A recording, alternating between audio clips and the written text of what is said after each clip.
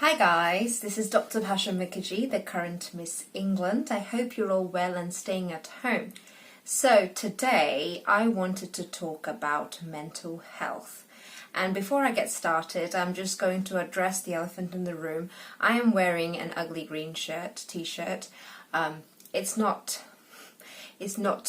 particularly stand out or anything like that. It's just a comfortable top that I just cannot be bothered to take off after work. Let's just put it out there.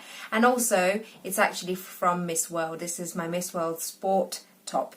So, anyway, I wanted to talk about imposter syndrome today and discuss some of the struggles I've been having with my own mental health after returning to work as Miss England. And of course with COVID-19.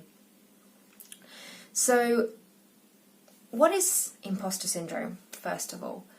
Imposter syndrome is something that a lot of people go through where they feel they have accidentally sort of infiltrated into a situation or a scenario where they actually are not meant to be.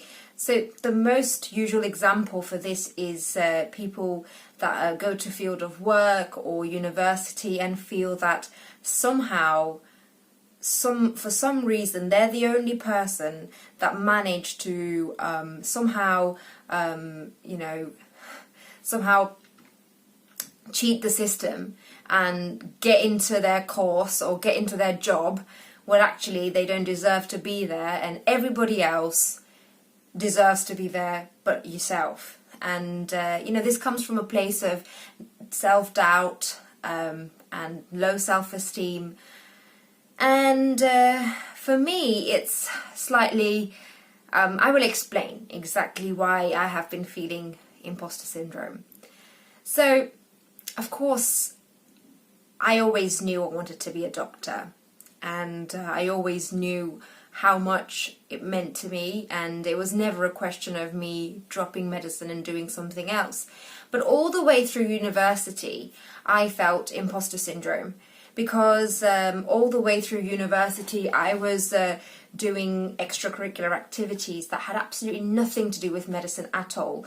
They were, modelling and acting and, and the things that I actually got complimented for, and I got told, you're really good at this. So that invariably made me feel when I was at university that maybe I don't belong there, And I think I isolated myself because I felt, am I the only one? Am I the only one here who shouldn't be here?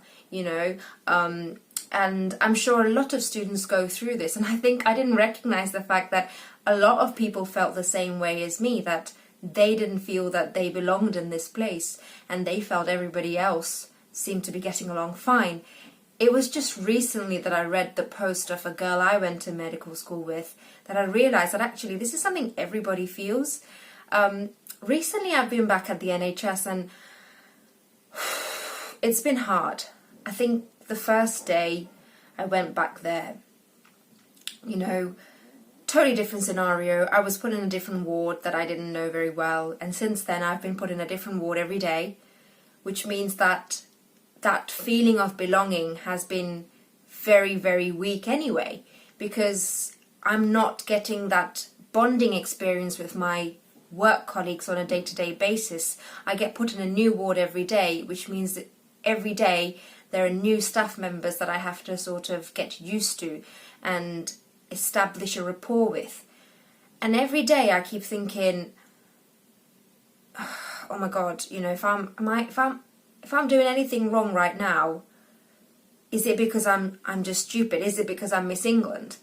That's the one thing that's been going around in my head constantly, where I've been doubting every decision I've been making based on the fact that maybe people who are here in my ward, they might recognise me from media, but if I do anything wrong or out of order, then are they going to think that, oh my God, she's clearly a bimbo, she clearly doesn't know what she's doing, she shouldn't be at this job. So I've been thinking that a lot recently at work, where I felt that maybe I'm not cut out for this, maybe I'm not doing things right. Even though I personally love my job, I personally love all the things that I have to do as part of my job. But yes, this has been something that I've been struggling with at work, feeling this sense of maybe I don't belong here. And this isn't just something that I've experienced here in the hospital. I think I felt this when I was competing in the pageant in Miss England. I felt that I was the odd one out. I felt that when I was taking part in Miss World. It's so funny, I made a post today on my social media about how people who are high achievers, they are their own worst critiques, and actually, we're so used to downplaying our achievements just so we don't put people off, and just so we don't seem like we're showing off. That we're so used to feeling that way and acting that way that what ends up happening is that we are constantly negative talking to ourselves. We constantly think that what we've already achieved is not enough or not good enough, because we have to in front of the world, in front of everyday people. We almost have to be ashamed that we've achieved something, because you're constantly aware that you don't want to seem like you're showing off. You're constantly aware that you don't want to seem like you know everything or anything like that. I remember feeling this way when I used to go into modelling shoots, that I was ashamed of the fact that I was smart.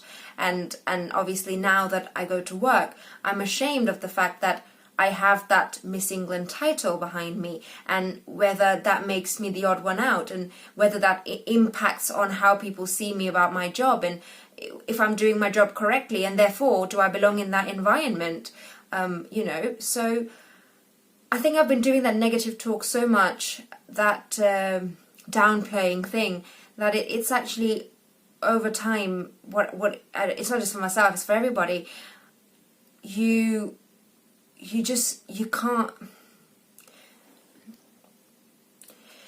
It ends up meaning that you can't fully be happy with yourself ever, because you're not allowed to feel good about your achievements. And so yes, I wanted to talk about imposter syndrome, because I think that a lot of people go through it. And I wanted to say that the way to fight it, rather, or go through it and survive it, is understanding that you're not the only person that's going through it. It's incredible how I kept feeling that, oh, I've just met this person, we just got on straight away because they had imposter syndrome just like me. And it started with, bonding with this one other person who felt the same way as me. And then it ended up being a case of actually a lot of people, and the more people I met and spoke to about this, they actually had the same feelings as myself.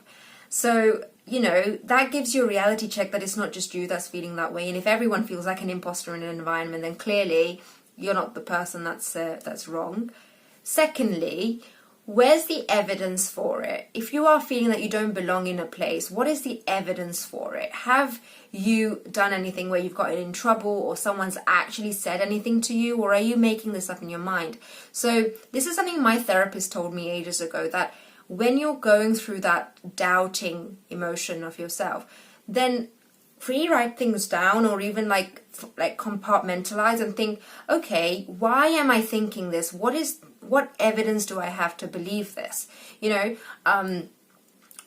The lack of compliments or lack of approval is not the definition of disapproval, and the lack of compliments does not necessarily mean that you're doing anything wrong in your job or whatever you're doing. So find evidence for whatever you're feeling, and if you're struggling with that, then ask someone. Literally ask someone at work or at your university what your doubts are.